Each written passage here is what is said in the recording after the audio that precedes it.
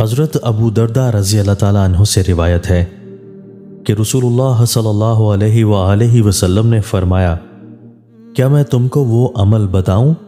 جو تمہارے سارے اعمال میں بہتر اور تمہارے مالک کی نگاہ میں پاکیزہ تر ہے،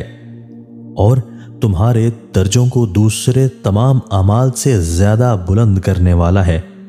اور راہ خدا میں سونا اور چاندی خرچ کرنے سے بھی زیادہ اس میں خیر ہے، اور اس جہاد سے بھی زیادہ تمہارے لیے اس میں خیر ہے جس میں تم اپنے دشمنوں اور خدا کے دشمنوں کو موت کے گھاٹ اتارو اور وہ تمہیں ذبح کریں اور شہید کریں۔ صحابہ رضی اللہ تعالیٰ عنہ نے عرض کیا، ہاں یا رسول اللہ، ایسا قیمتی عمل ضرور بتائیے۔ آپ صلی اللہ علیہ وآلہ وسلم نے فرمایا، وہ اللہ کا ذکر ہے۔ حضرت ابو سعید الخدری رضی اللہ تعالیٰ عنہ سے روایت ہے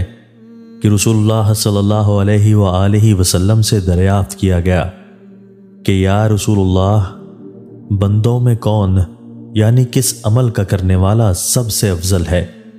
اور قیامت میں کس کو اللہ کے ہاں زیادہ بلند درجہ ملنے والا ہے؟ آپ صلی اللہ علیہ وآلہ وسلم نے فرمایا، اللہ کو زیادہ یاد کرنے والے بندے اور زیادہ یاد کرنے والی بندیاں، یعنی افضلیت اور قیامت میں درجہ کی بلندی انہی کے لیے ہے۔ عرض کیا گیا، یا رسول اللہ، کیا ان لوگوں کا درجہ اس بندے سے بھی اونچا ہے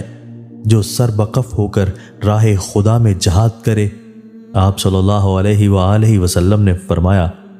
اگر کسی بندے نے اس طرح جہاد میں جاں بازی کی کہ دشمنان حق کفار و مشرکین کی صفوں میں گھس کر تلوار چلائی، یہاں تک کہ اس کی تلوار ٹوٹ گئی اور وہ دشمنوں کے ہاتھوں سے زخمی ہو کر خون میں شرابور ہو گیا، جب بھی اللہ کا ذکر کرنے والا بندہ درجہ میں اس سے افضل ہے۔